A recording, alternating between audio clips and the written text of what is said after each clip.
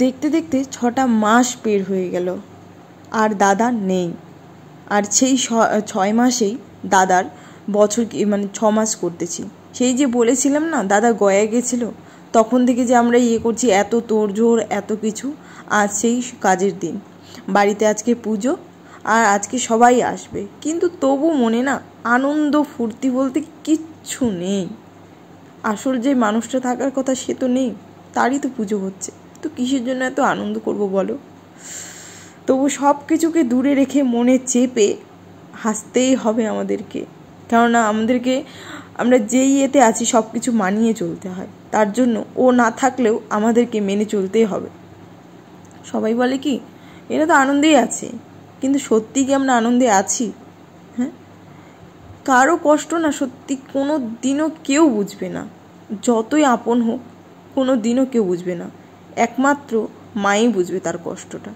হ্যাঁ, যার বাচ্চা তার মা বুঝবে, তার ফ্যামিলি বুঝবে। হ্যাঁ, ফ্যামিলির মানুষজনও অত বুঝবে না যতটা মা বুঝবে, তবু ফ্যামিলিতে তো আছি, তার জন্য অনেকটা বুঝতে পারি। যাই হোক, তো আজকে দাদার 6 মাস হয়ে গেল যে দাদা নেই। তো সেই এতগুলো দিন নেই, কিভাবে কাটালাম, দিন কবেই যে ফুরিয়ে গেল দেখতে দেখতে বুঝতেই পারিনি। কিন্তু আজও সেখানেই আসছি, মনে হচ্ছে যে দাদা এখনও বাড়ি আসছে না, কোথাও গেছে, মনে হয় আসবে, কদিন পরে আসবে, এরকম মনে হচ্ছে। লাগেই না যে দাদা মারা গেছে, একদম মনে হয় না। কখন মনে হয় জানো?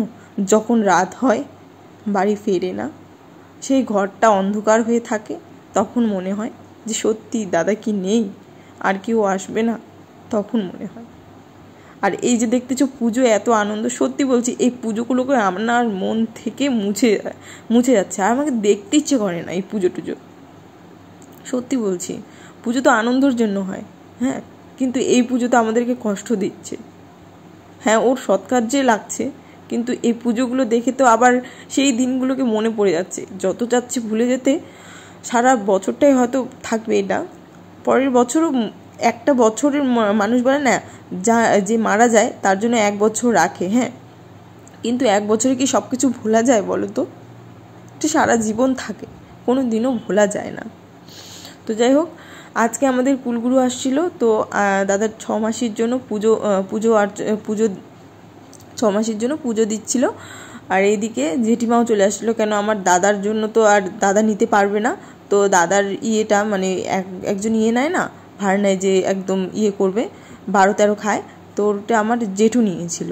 আমার সেই সময় তো আমি কোনো আর ভিডিও বানাতে পারিনি বা কি, সেই সময় মন মেজাজ একদমই খারাপ ছিল না, আর আমি ভাবতেও পারি না, কখনো কখনো তোমরা দেখো যে আমি ভিডিও বানাতেই ছেড়ে দিই।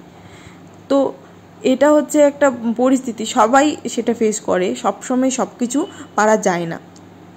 তো আমিও সেই সময় পারিনি করতে ভিডিও, কিন্তু দিনগুলো যত যাচ্ছিল সব কিছুতে টেনশন হচ্ছে, এদিকে ভিডিও পোস্ট করতে পারছি না, হ্যাঁ, আর এদিকে দাদা নেই, মনে হয় সব শেষ হয়ে গেছে, কিছু নেই।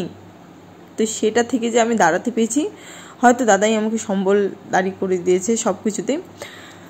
তো আবার নতুন করে ফিরে আসছিলাম, অনেক দিন থেকে ভিডিও পোস্ট করিনি, এখন ছাড়তেছি কিছুদিন হলো, আশা করছি এরকমভাবে চালিয়ে যাব। আর আজকে যেহেতু দাদার সৎকার্য মানে 6 মাস হয়ে গেল, 6 মাসের পর যে একটা পুজো হয়, হ্যাঁ আমরা 6 মাসই বলি, হ্যাঁ 6 মাসেরটা 6 মাসই বলি, কে কী নামে বলে সেটা জানি না, কিন্তু আমরা 6 মাসই বলি। তো বাড়ির পুজো হচ্ছিল, তো বাড়িটা সব পরিষ্কার করেছিলাম, আর এখানে লক্ষ্মী সব কাপড় টাপড়গুলো বের করে না ধুয়ে দিয়েছিলাম, আর এত কাজের ব্যস্ত ছিলাম আর এই কাপড়গুলো লাগানোই হয়নি। আর দিদির শরীর অসুস্থ, তোমাদের বলা হয়নি, 2 দিন থেকে দিদির শরীর অসুস্থ, তো ওকে বেশি আর কাজ করতে দিই না, আমি করে দিচ্ছিলাম, বলছিলাম তুই বসে থাক আমি করছি, একটু ও করছিল, কিন্তু বলছিলাম কেননা এখন তো গরম পড়ে গেছে না, প্রায় সবারই জ্বর, পেটে ব্যথা এইসব হচ্ছে, তো দিদিরও শরীরটা কেমন যেন করতেছিল, আমি ভাবলাম আমিই করি, মা আর আমি কাজ করতেছিলাম, দিদিও করছিল কিছু কিছু, কেন বিকালে তো আবার সবাই আসবে, কেননা ওদের ছাড়া তো আমাদের কিছু পূরণ হয় না, ফ্যামিলি ছাড়া। হ্যাঁ, আর জানি না কাদের ফ্যামিলি কেমন, কিন্তু আমাদের ফ্যামিলিকে আমি সত্যি খুব পছন্দ করি, আমার ভাগ্য যে এই ফ্যামিলিতে আমি জন্ম হয়েছি, এত সাপোর্ট করে সবাই। হ্যাঁ, সব কিছু দিক থেকে সাপোর্ট না করলেও আনন্দর মানে যখন যে দাদা ছিল না, আমাদের ফ্যামিলি প্রচণ্ড সাপোর্ট করছে, মানে ফ্যামিলি ছাড়া আমরা কিছুই না সত্যি।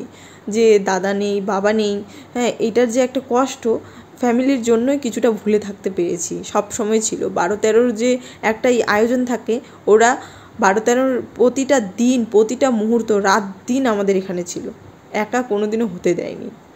তার জন্যই না মা একটু না সাহস পায়, একটু আনন্দ পায়। আর কার না ফ্যামিলিতে ঝগড়া লাগে বলো, কিন্তু হ্যাঁ আমাদের ফ্যামিলিতেও লাগে, কিন্তু আমাদের মাগুলো আছে না, এত মিল কোনো দিনও কাউকে দেখিনি। সত্যি বলছি, তোমরা হয়তো ভাবতেছো আমি বেশি ওভার কথা বলছি, কিন্তু সত্যি আমাদের ফ্যামিলিতে সবারই প্রচণ্ড মিল, খুব আনন্দ। মাকে কোনো দিন এইভাবে মনে করতেই দেয় না।